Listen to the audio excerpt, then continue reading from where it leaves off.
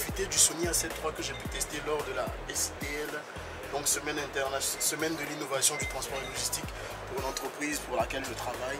Alors j'ai eu la chance, l'opportunité, la grâce de pouvoir utiliser le Sony A7 III que j'ai là en ce moment.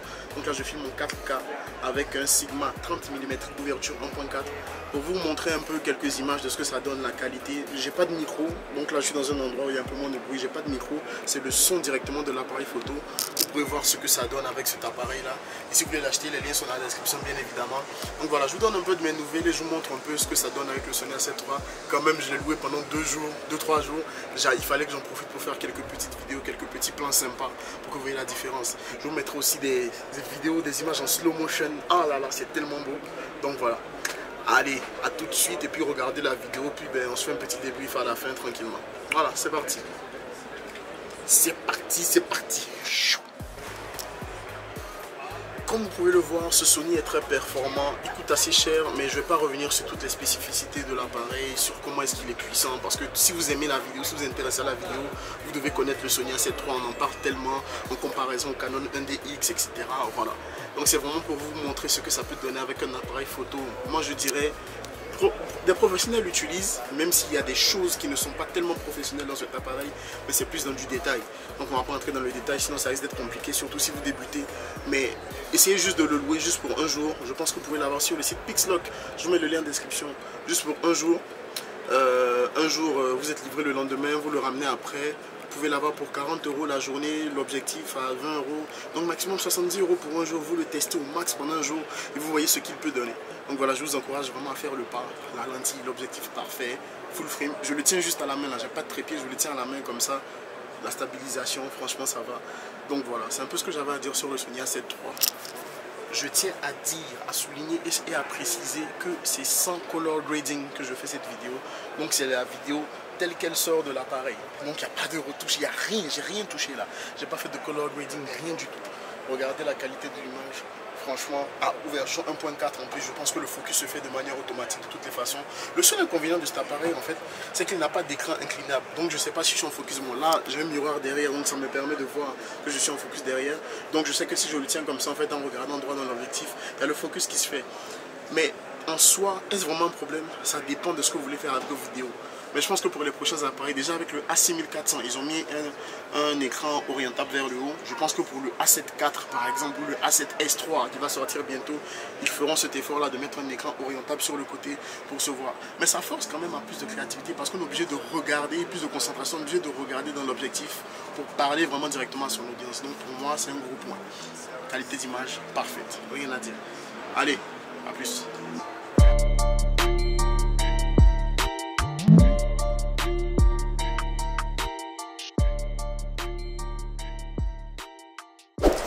Alors on a plusieurs entreprises, on a des entreprises connues, SNCF, tout ce que vous pouvez connaître.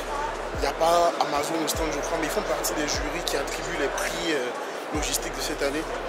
Donc voilà, c'est un peu ça la STL, il y a des entreprises connues, un peu d'autres moins connues, mais dans le domaine de la logistique, qui sont assez connues en général.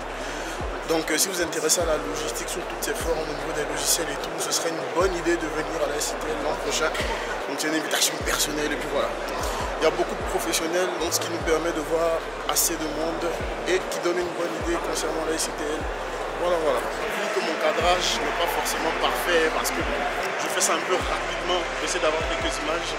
Là, je vais vous montrer un peu la conférence, salle de conférence A, où on attribue des prix logistiques. Donc voilà, ici c'est la conférence A. On donne des prix d'innovation concernant la logistique et puis voilà.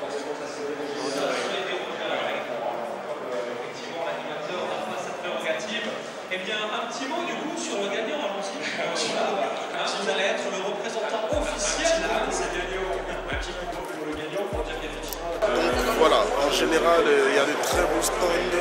On a beaucoup de professionnels sur place. Il y a voilà, l'Occitanie. Allez, l'Occitanie, c'est nous. Donc il y a le stand de l'Occitanie, il y a le stand des Hauts-de-France. Il y a port et tout, etc. Donc il y a plein de domaines sur lesquels on peut revenir concernant la STL. Donc c'est un petit reportage pour mon premier salon. Et puis pour vous expliquer un peu, pour vous montrer un peu ce que je fais de manière professionnelle. Enfin, je ne fais pas de la logistique, mais je m'occupe du marketing digital dans une entreprise de logistique. Et puis voilà, ça vous permet de voir un peu les acteurs, ce que chacun fait, comment est-ce qu'il fait. Voilà, donc là il y a des gens qui me regardent parce qu'ils se disent mais qu'est-ce qu'il fait, mais bon peu importe. Moi je fais ce que j'ai envie de faire parce qu'il y a un peu de temps à faire. Enfin un peu de temps, voilà. Donc il y a des rendez-vous qui sont à gauche, à droite, des professionnels qui se rencontrent, qui font du réseautage, qui échangent des cartes de visite pour des contrats futurs. Et sachez que dans ce salon, franchement, toutes ces entreprises présentes ici, c'est des milliers, enfin, ouais, je dirais des milliards d'euros. Voilà, donc tout ce qui concerne la logistique. Alors, en fait, le seul but au final, c'est d'être un intermédiaire entre le client et l'entreprise. Mais tout ce qui est en milieu, ça s'appelle la logistique. Voilà, donc retour au stand. Et puis, après, on a un petit resto. Je ne sais pas si vous ferez un petit vlog là-bas. On verra. Parce que cet appareil en basse luminosité aussi, il fait des merveilles. Donc voilà, à plus tard. J'aime beaucoup cet appareil et je kiffe vraiment l'utiliser. Je le rends demain, mais bon, enfin, quand je poste la vidéo, l'appareil sera déjà rendu. C'est un plaisir à l'utiliser, franchement. Et je vous le recommande, surtout en vidéo. C'est un grand format et il est assez petit. Je vous mettrai les photos, quelques photos, vous allez voir. Mais c'est un plaisir à l'utiliser.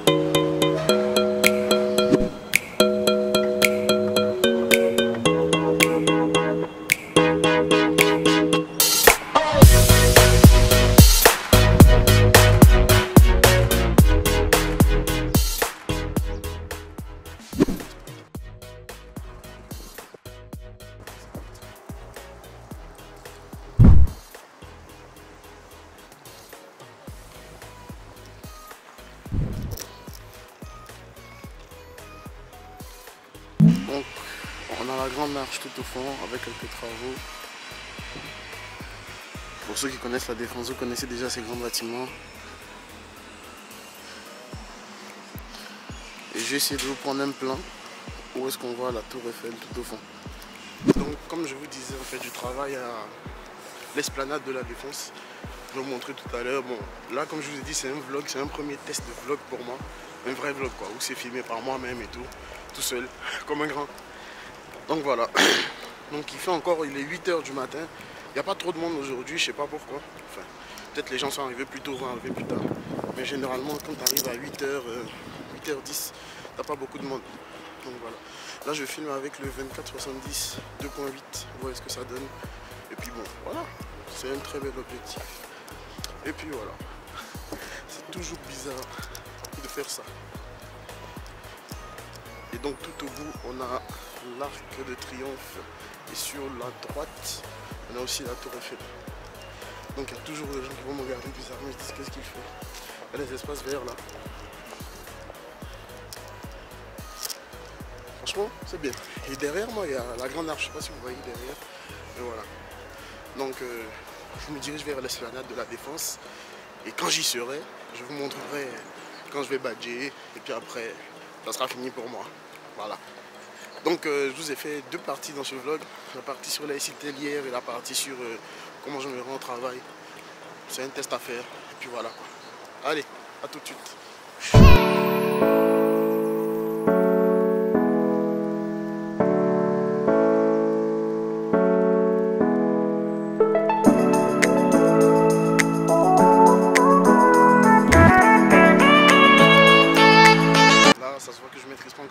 J'ai raté le plan du mec qui est en train de faire le café, enfin le chai tea latte, c'est dommage. Bon là, la tour Eiffel, il y a du brouillard en fait, je sais pas si vous allez la voir, je vais vous la montrer. Et juste après ça, je vais au boulot. Je commence à 9 h donc j'ai encore du temps. Donc voilà, elle est tout au fond là-bas, mais comme je dis, il y a le brouillard donc on la voit pas forcément. Mais avec les yeux physiques c'est mieux, on la voit mieux. Et tout au fond là-bas, vous avez l'Arc de Triomphe. Donc tout au fond là-bas. Voilà. Là, je suis dans l'ascenseur, je suis au 16e étage et puis je crois que ce blog vous aura plu. Je vais vous montrer la mise en place, un petit time-lapse, j'essaie de faire ça rapidement. Et puis voilà, ce sera tout pour moi. J'attends d'avoir cet appareil là, franchement, c'est le temps.